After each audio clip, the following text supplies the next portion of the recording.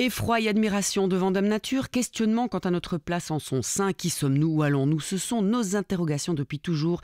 De ces recherches de réponses est né le sacré. De ce fameux sentiment du sacré sont nés tous les grands courants spirituels et religieux du monde. Bien que la religion ait fortement reculé en Europe, depuis 2 siècles, notre planète compterait 6 milliards de personnes revendiquant une appartenance religieuse.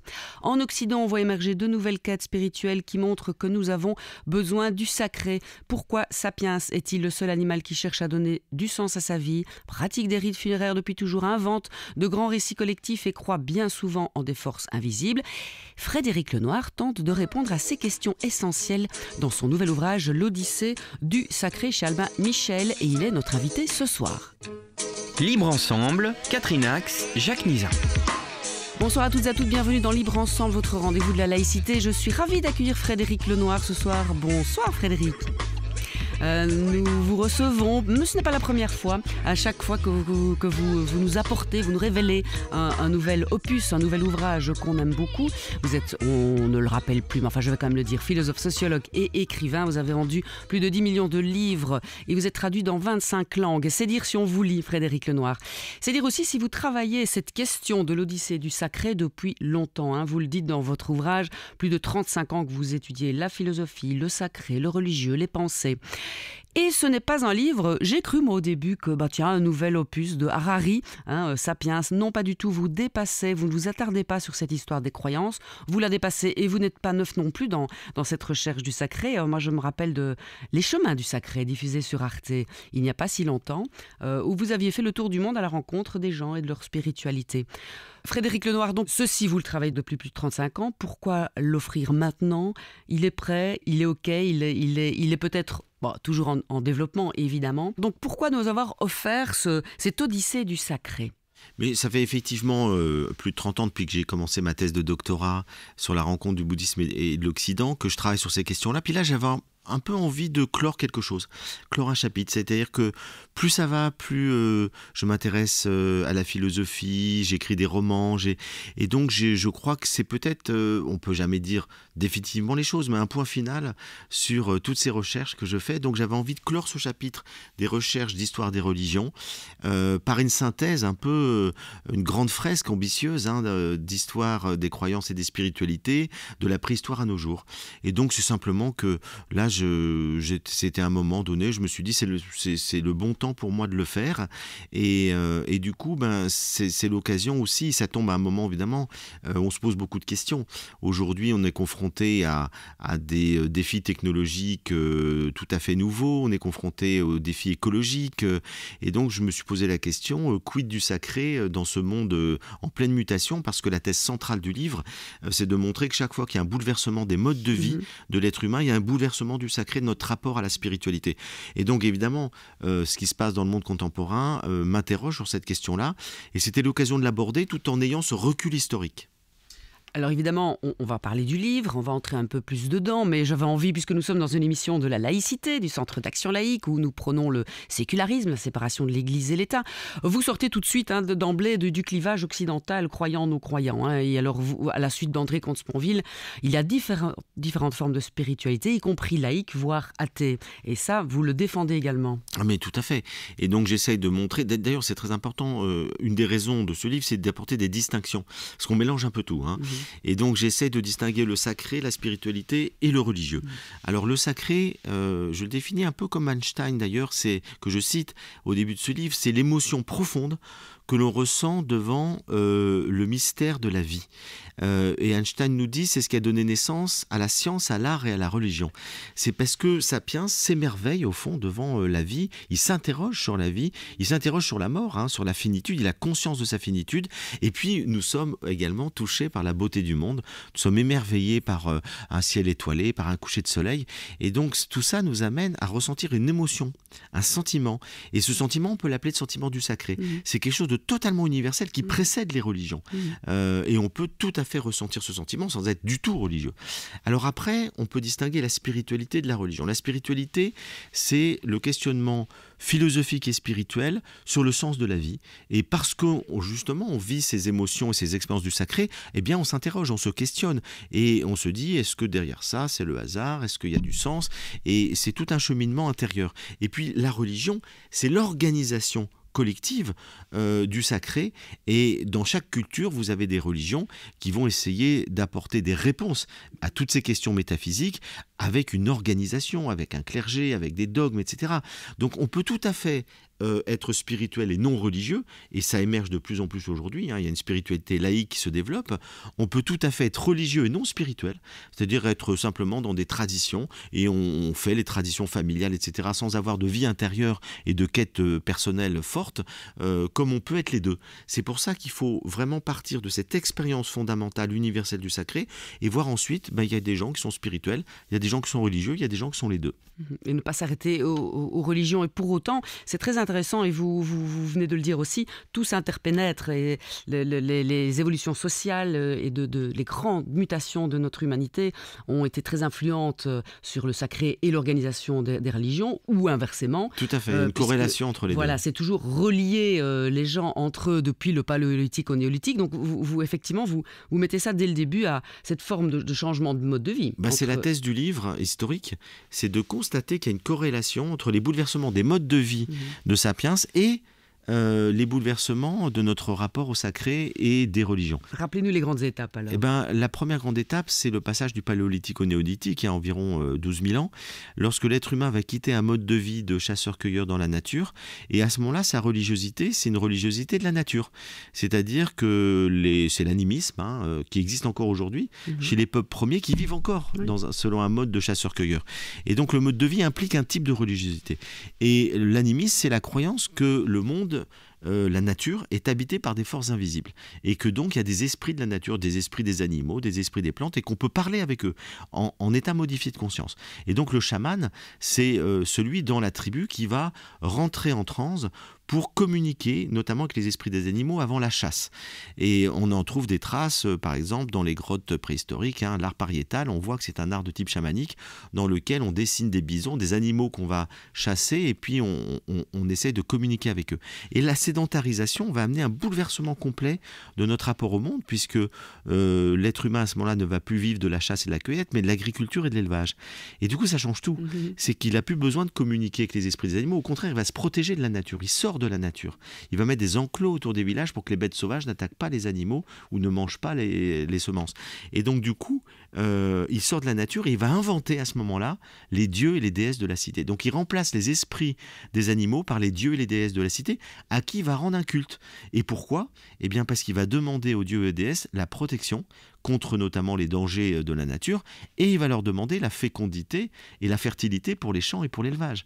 Et donc il va rentrer dans une religion qui correspond à ses besoins. Et c'est toujours ça que je montre. C'est que toutes les religions de l'humanité répondent à des besoins humains fondamentaux. Et donc il y a toujours une demande, un donnant-donnant. Je te donne quelque chose, tu me donnes quelque chose. Et c'est pour ça qu'ils vont développer les sacrifices. Les sacrifices, on va offrir des semences ou des animaux aux dieux et aux déesses en échange de leur protection, de la fécondité, de la fertilité, de la santé, etc. Et ça, c'est le premier grand tournant. Puis après, il y a les civilisations. Donc il y a 5000 ans de l'écriture qui va amener des grands bouleversements dans toutes les cultures. Et là, on voit, il y a 5000 ans à peu près, se développer les religions antiques, avec qui sont les mêmes. D'ailleurs, c'est très intéressant parce que ce sont des civilisations qui ne se connaissaient pas. Il y a l'Inde, il y a la Chine, il y a la Mésopotamie, il y a l'Égypte. Et bien qu'ils ne se connaissaient pas, ils développent à peu près les mêmes choses. C'est-à-dire qu'ils vont écrire des grands récits mythologiques qui vont raconter l'origine du monde. Ils vont développer des sacrifices très ritualisés. Ils vont faire une distinction entre le sacré et le profane. C'est-à-dire qu'ils vont sacraliser, et c'est pas la même chose que le sacré anthropologique que je définissais tout à l'heure comme une émotion. Là, les religions vont décider ce qui est sacré. Ce qui est sacré, c'est il y a des espaces sacrés, les temples, il y a du temps sacré, les fêtes, il y a des textes sacrés, du permis et de l'interdit, le pur et l'impur, le pour licite, organiser la société. pour organiser la société. C'est là que vont apparaître les grands codes moraux. Par exemple, les 10 commandements, tu ne tueras point, mais le code d'Hammurabi, 1000 ans plus tôt, et tous les codes moraux reposent toujours sur la religion. C'est-à-dire que les dieux disent, ou Dieu dit, tu ne tueras point, tu ne voleras point, etc. Et puis c'est l'organisation politique de la cité qui passe toujours par la religion. Et c'est ça qui est intéressant, c'est que, et Régis Debray le dit très bien, il dit il n'y a pas de meilleur système politique, de plus puissant, de plus durable, que s'il est adossé à un invisible qui nous dépasse. Et donc la croyance dans un invisible qui nous dépasse permet de rassembler des gens qui ne se connaissent pas sur des grandes étendues et ils partagent des croyances, des valeurs et des rituels. Créer de grands empires. On a besoin de relier les gens sur les grands empires, ce que Harari avait déjà très bien montré dans Sapiens. Et effectivement, la religion répond à ce besoin de fédérer, de grouper, mais en même temps, elle crée un problème. C'est qu'à partir du moment où vous fédérez les gens à partir d'un invisible, eh bien, vous créez des dogmes, des interdits, et puis ceux qui les transgressent, vous les punissez, parce qu'ils remettent en cause tout simplement la société. Et puis l'ordre établi, comme on pourrait dire. Voilà, l'ordre établi. Et puis par ailleurs, vous rentrez en conflit avec les autres cultures. C'est dans le cadre, et c'est ce qu'on vit aujourd'hui, dans le cadre de la mondialisation, de la globalisation du monde, eh bien, il y a un choc de sacralité, parce que la sacralité de la plupart des musulmans pratiquants, c'est la figure du prophète, c'est ce qu'il y a de plus sacré.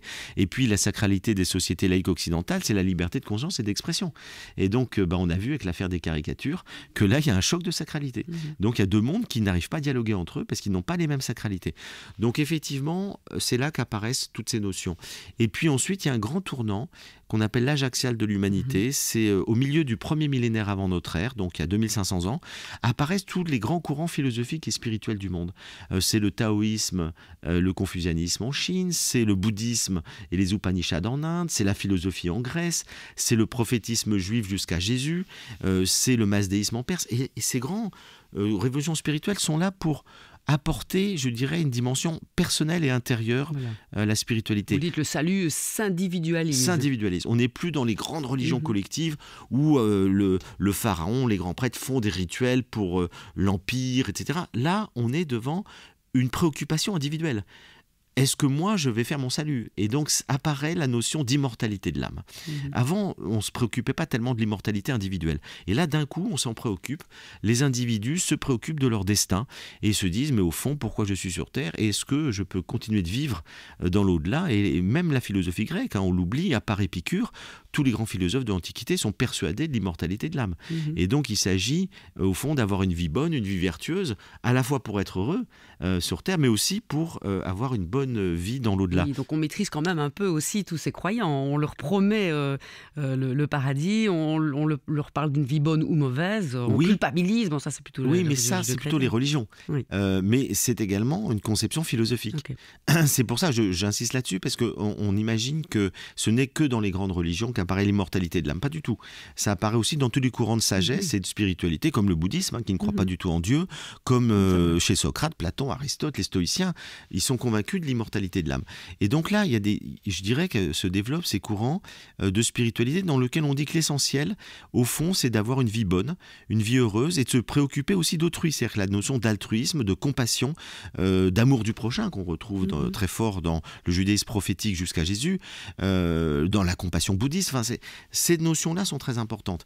Et ça va complètement bouleverser les religions parce qu'elles étaient beaucoup, beaucoup plus, je dirais, extérieures. Il s'agissait de faire des sacrifices pour apaiser les dieux.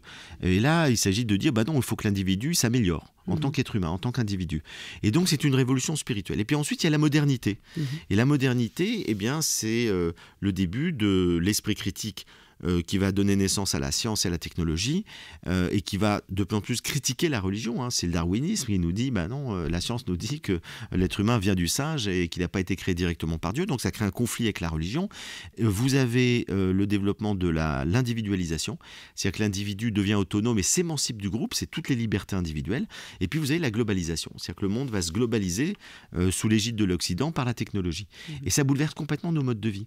Et donc, effectivement, la religion va être bouleversé parce que tous ces phénomènes vont créer la séparation du politique et du religieux. Spinoza est le premier à l'avoir prôné. Il nous dit au XVIIe siècle, un système politique le plus juste, ce serait la séparation du politique et du religieux, qu'un état de droit qui garantit de la liberté de conscience et d'expression. Et ben, c'est ce à quoi on est arrivé dans toutes les démocraties modernes. Et puis, ça met le religieux à l'échelle de l'individu et ça le privatise. Et donc, finalement, le religieux est expulsé dans une société occidentale de la sphère publique pour devenir privatisé, et puis chacun est libre de croire ou de ne pas croire. Donc ça, c'est le religieux moderne qui crée un phénomène réactionnel. Et c'est ça qui est intéressant, parce qu'on pourrait dire le religieux disparaît. Ben pas du tout. En fait, d'un côté, il est expulsé de la sphère publique, mais il revient en force dans l'univers traditionnel, parce que dans la globalisation du monde, je l'ai dit tout à l'heure, il y a un choc des cultures, et que dans ce choc des cultures, eh bien, beaucoup de sociétés vont se replier sur l'identité face à l'occidentalisation du monde, c'est le cas du monde hindou, du monde musulman par exemple, sur l'identité religieuse. Et donc on assiste à un durcissement de la religion. Voilà, mais de l'État alors, parce que je vous coupe 2 secondes pour faire une petite parenthèse, c'est qu'effectivement, le recul chez nous en Occident, il est palpable. Les Bien sûr, les églises se vident, etc.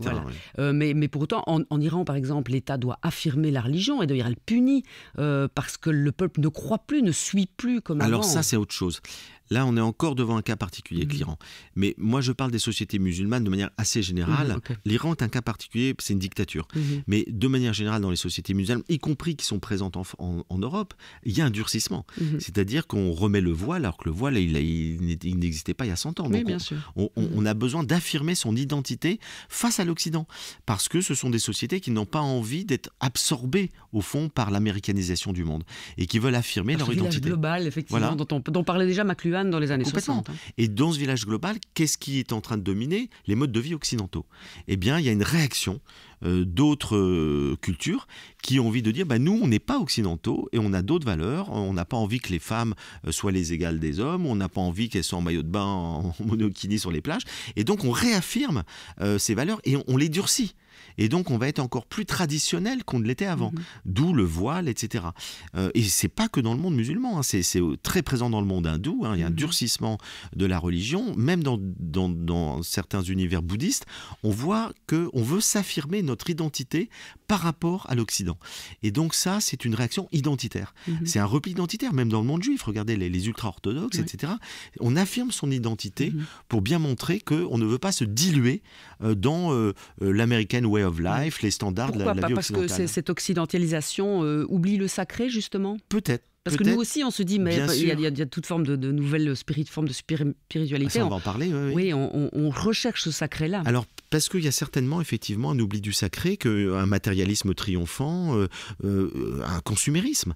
Et que ces sociétés sont en réaction contre ça, en disant non, nous, on affirme que l'être humain a besoin d'autre chose que simplement le monde matériel. Donc, c'est un rappel qu'il y a autre chose que du matérialisme, mais qui se fait en conflit, qui se fait en opposition. Donc, c'est toujours excessif. Et puis, vous avez raison de le dire, à côté de ça, à côté de ce mouvement réactionnel, eh bien, il y a tout simplement des spiritualités qui se développent en dehors des religions. Et ça, c'est ce qui domine en Occident. C'est que moi, je me souviens, quand j'ai commencé à faire de la sociologie des religions il y a 35 ans, en France, quand on faisait une enquête d'opinion sur quelle est votre religion, 80% des gens répondaient catholique. Aujourd'hui, il n'y a plus que 30% des gens qui répondent catholique. La majorité des gens répondent « je suis sans religion ». Et quand vous faites des études sur les gens qui se disent sans religion, ce qui domine, et en Belgique, c'est exactement la même chose, quand vous faites des études sociologiques sur les gens qui se disent sans religion, vous voyez qu'il y a une partie qui n'a aucune préoccupation spirituelle et une autre partie, oui. C'est-à-dire qui ont des préoccupations spirituelles et qui se disent « je suis spirituel ». C'est-à-dire que je m'intéresse à la méditation, voilà, je peux éventuellement... On retourne vers les philosophies orientales. On pratique le yoga, on fait des psychothérapies de développement personnel dans lequel on peut penser... les coachs de vie, parfois pas toujours... Voilà, tout ça. Donc il y a une quête spirituelle. Oui, parce que vous le dites, à Max Weber, on parle très bien, le désenchantement du monde, on y est fortement confronté. Voilà, c'est ça, et on n'en veut plus. On n'en veut plus, on a besoin de réenchanter un peu le monde. Et donc, on s'aperçoit que de plus en plus, il y a une spiritualité laïque qui se développe. D'ailleurs, si vous allez aux États-Unis, vous voyez, le clivage est très fort. Vous allez au centre des États-Unis, dans les États qui votent républicains. Vous posez la question, est-ce que vous êtes religieux? Les gens vont dire oui, ils vont dire je suis quaker, je suis protestant, je suis catholique. Allez à New York ou en Californie, ils vont vous dire I'm not religious, I'm spiritual. Et ils pratiquent tous le yoga, la méditation, ils s'intéressent aux évangiles, Et donc, c'est des gens qui ont une spiritualité spiritualité laïque. Et ça se développe de plus en plus également en Europe. Donc c'est pour ça qu'aujourd'hui, tout est mélangé. Il y a à la fois les gens qui sont des minorités en Occident qui restent religieux, il y a des minorités qui se durcissent dans un religieux identitaire, et puis il y a une partie de la population qui va vers des quêtes spirituelles très diverses et individuelles. Avant d'aborder votre dernier chapitre, notamment sur la voie que vous avez envie d'aller, justement, que pensez-vous de ces groupes religieux extrémistes en Europe, mais aussi vous parlez des États-Unis? Trump utilise la religion. Il y a vraiment un mélange entre l'action politique et la religion qui est très dangereux ici en Pologne. Mais ça a toujours existé. Entre les extrêmes droites, les extrêmes religieux. Bien sûr. Ben, en fait, on a cru que ça s'était oublié. Non, c'est-à-dire que la religion reste un vecteur identitaire extrêmement fort. Et donc, lorsque un politique veut asseoir fortement sa légitimité, il s'appuie sur le religieux. Ça marche beaucoup mieux. Et quand Trump avec les évangélistes, pourtant ce n'est pas un ange. Et avant Trump, souvenons-nous de Bush, lorsqu'il a fait la guerre en Irak. Et s'il avait dit la vérité, il aurait dit bon, je fais la guerre pour aller chercher le pétrole en Irak. Qu'est-ce qu'il a dit pour légitimer la guerre et la faire passer au peuple américain? Il a dit nous allons faire une croisade du bien contre le mal. Donc un discours religieux. Et qu'a répondu Saddam Hussein? Saddam Hussein, il est laïque, il est même athée. Qu'a répondu Saddam Hussein? On va faire un djihad contre le Satan américain. Et donc il a mobilisé la religion alors qu'il est complètement laïque. Et donc on s'aperçoit que dès qu'on est en conflit contre les autres, on va mobiliser la religion. Poutine utilise l'orthodoxie, l'Église orthodoxe, Trump les évangélistes américains alors qu'il est sans doute il n'a rien à faire. Et autres. Voilà, et Netanyahou, etc. Et donc on s'aperçoit que dès qu'on est dans un conflit, eh bien on a besoin de mobiliser la religion parce que c'est quelque chose de très puissant et qui existe depuis longtemps. Et ça tombe bien dans l'oreille des gens. Vous pensez aussi que les sociétés qui laissent, ça c'est le néo-capitalisme où les disparités sociales sont énormes. Quand on laisse des gens sur le côté de la route, qu'ils se sentent déclassés, désenchantés par le monde, ils tombent facilement dans des réponses simplistes et c'est pour ça qu'on reviendrait. Moi, je crois que l'être humain, au fond, a besoin de sacré. C'est-à-dire qu'on a besoin d'une forme de spiritualité, de chercher du sens à sa vie. On s'interroge, sur la question de la mort, etc. Lorsque cette question est complètement évacuée de la société, qu'on n'en parle plus du tout, qu'on fait comme si on était immortel, on refoule la mort, on cherche plus à avoir une vie intérieure. On nous dit que le bonheur va venir des objets, de la consommation, mais c'est pas vrai tout ça. Donc, on a besoin d'intériorité, on a besoin d'autre chose, on a besoin de donner du sens. Et bien, lorsqu'on refoule tout ça, c'est sûr qu'après, il y a des individus qui vont, parce qu'ils ont refoulé quelque chose d'essentiel, un besoin vital, comme Jung l'a très bien dit, c'est la grande réponse de Jung à Freud. Il a dit, la libido, ce n'est pas que la sexualité. Il y a dans l'élan vital de la spiritualité, de besoin de sens. Et donc, lorsqu'on refoule ce besoin de sens, il peut s'exprimer après de manière complètement archaïque ou de manière chaotique. Et donc, c'est des gens qui vont rentrer dans des sectes, c'est des gens qui vont faire un développement spirituel complètement aberrant. Ou tout simplement voter extrême droite. Ou tout simplement tomber dans une radicalisation, effectivement, politique. Vous parlez de Viktor Frankl, qu'on ne connaît pas bien en Belgique et en France, médecin psychiatre autrichien, disciple de Freud, qui dit, vous le citez, celui qui a un pourquoi peut vivre avec n'importe quel comment. Alors Viktor Frankl, c'est un disciple de Freud qui a été déporté à Auschwitz. Toute sa famille est morte à Auschwitz. Il en est sorti. Et il a dit, ce qui m'a aidé à m'en sortir, c'est que je donnais du sens à ma vie. Et donc il dit l'être humain a besoin de sens et lorsqu'on donne du sens, on peut supporter toutes les épreuves. Et donc c'est comme ça qu'il a développé la logothérapie, qui est une thérapie par le sens et qui vise à aider à trouver du sens pour être capable de résilier. C'est la résilience finalement. La résilience, elle se fait parce qu'on donne du sens. Sinon, on ne peut pas faire une résilience. Donc effectivement, je le cite parce que il nous dit que l'être humain, fondamentalement, a besoin de donner du sens. Et ça rejoint ce que disent les neuroscientifiques. Parce que j'interroge à la fin du livre ce que nous disent les scientifiques. Vous proposez effectivement une transdisciplinarité. Voilà. Il reste 5 minutes, Frédéric Lenoir. J'aimerais que vous nous expliquiez ce qu'est donc cette transdisciplinarité vers laquelle vous avez choisi d'aller plutôt que vers le transhumanisme et l'intelligence artificielle qui offre d'autres réponses. Non, mais c'est d'essayer de voir ce que les sciences humaines nous disent sur pourquoi l'être humain est-il un homo spiritus. Pourquoi Sapiens a besoin de donner du sens. Et la réponse, par exemple, d'un neuroscientifique qui s'appelle Sébastien Boller, il nous parle de quelque chose de très intéressant. Il nous dit le cerveau humain est quelque chose de particulier que n'ont aucun autres animaux. Il a dans le cortex une aire qu'on appelle l'aire singulaire avec un C, qui fait qu'on a observé avec l'imagerie cérébrale que chaque fois qu'on donne du sens, elle s'illumine. Et donc on peut corréler cette partie du cerveau avec le besoin de donner du sens. Et donc lui, il conclut Sapiens est le seul animal qui a besoin de donner du sens à sa vie. Et c'est inscrit dans son cerveau. Et donc, du coup, on peut imaginer que c'est parce qu'il a cette particularité que c'est lui qui a cherché à donner du sens. Et quand vous cherchez à donner du sens, vous posez la question, la vie a-t-elle un sens? Mais y a-t-il quelque chose après la mort? Dieu existe-t-il? Y a-t-il un créateur au monde? Et donc, il est possible que le questionnement spirituel et religieux de l'humanité soit lié à cette partie du cerveau, donc qui s'appelle l'aire singulaire. C'est tout à fait plausible. En tout cas, Frankl nous dit qu'on a besoin de donner du sens, et un neuroscientifique nous dit... On est programmé à ça. On est programmé à ça. Alors après, on ne résout pas la question. Non. Pourquoi est-ce qu'on est programmé à ça? Pourquoi est-ce que l'être humain a le seul cette partie-là dans son cerveau? Là, on peut dire c'est le hasard ou la loi de l'évolution qui lui a donné ça. Et puis des gens qui sont plus religieux ou spirituels, comme d'ailleurs les philosophes de l'Antiquité pouvaient l'être souvent, nous disent c'est parce qu'au fond, il vient du divin. Donc les stoïciens nous disent il y a un logos divin qui organise le monde, et nous avons tous une étincelle du divin, un logos particulier qui est cette particularité qui nous relie. C'est ce que disent les hindous. Ils disent le brahman, c'est le divin universel, et puis l'atman, c'est l'âme spirituelle qui est unique, c'est-à-dire qui est la seule à avoir cette étincelle divine qui fait que nous cherchons en permanence à retrouver le divin. Donc ça, c'est une interprétation évidemment spirituelle et métaphysique. Et puis on peut dire c'est le hasard. Donc finalement, chacun, je ne tranche pas. Je montre simplement Mais pour autant, vous l'état d'un prenez débat. plutôt l'interconnexion constante justement entre la matière et l'esprit. Les deux sont toujours dans intimement cette mêlés, mais la grande transdisciplinarité. question, c'est d'où vient l'esprit. C'est la grande question, d'où vient la conscience. Et pour les philosophes matérialistes comme mon ami André Comte-Sponville, la conscience vient de la matière, elle vient du cerveau. C'est donc le cerveau qui crée la conscience, et la conscience disparaît avec la mort du corps. Et puis pour d'autres philosophes spiritualistes, comme peuvent l'être Jung, comme peuvent l'être Platon, eh bien, la conscience ne disparaît pas avec la mort du corps, et donc elle peut subsister. Alors, pour aller où, on n'en sait rien. Comment va-t-on rendre, et on terminera là-dessus, Frédéric Lenoir, comment peut-on rendre un petit supplément d'âme, comme disait Bergson, à nos vies, à notre futur, face à tous les défis qui nous attendent? Effectivement, moi je crois que... Et à communiquer aux jeunes. Tout à fait. Vous communiquez beaucoup, vous faites beaucoup de classes. Oui, mais je crois qu'effectivement que les deux dangers qui menacent le monde aujourd'hui, c'est d'un côté le fanatisme religieux, le retour aux certitudes, les peurs qui donnent naissance à toutes les dictatures d'extrême droite, etc. Donc ça, c'est une grande menace. Puis il y a une autre menace, c'est ce consumérisme effréné qui détruit la planète. Donc entre les deux, je crois que Bergson disait il faudrait, face aux défis du monde d'aujourd'hui, un supplément d'âme. Et je crois qu'il a totalement raison. Qu'est-ce que ça veut dire un supplément d'âme? C'est pas un supplément de religion. C'est pas ça.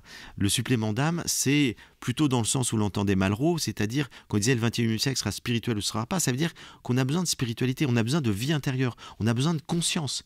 Il nous faut plus de conscience, il faut plus de réflexion, il faut plus d'introspection. Il faut réfléchir, il faut prendre du recul. Et puis notre âme, elle se nourrit de quoi? Elle se nourrit de la contemplation, de la beauté du monde. Elle se nourrit de poésie, elle se nourrit de musique, elle se nourrit de l'art, elle se nourrit de... Et donc finalement, ne pas être simplement projeté dans la matière, ne pas être simplement pris par des idéologies politiques, mais avoir le temps, le recul de la réflexion, de la vie intérieure, de ce qui nourrit notre intériorité et ce qui développe l'amour finalement. Et donc je crois qu'on a besoin d'amour et de spiritualité pour essayer de faire face aux défis qui nous menacent et qui peuvent nous conduire à notre perte. Réfléchir, mais y croire encore. C'est un peu ce que Gramsci disait, il faut allier le pessimisme de l'intelligence à l'optimisme de la volonté. C'est pas mal ça, oui, tout à fait, j'adhère bien à ça. Merci beaucoup Frédéric Lenoir, on le rappelle, il faut lire ce livre. Les longues soirées d'hiver sont faites pour ça.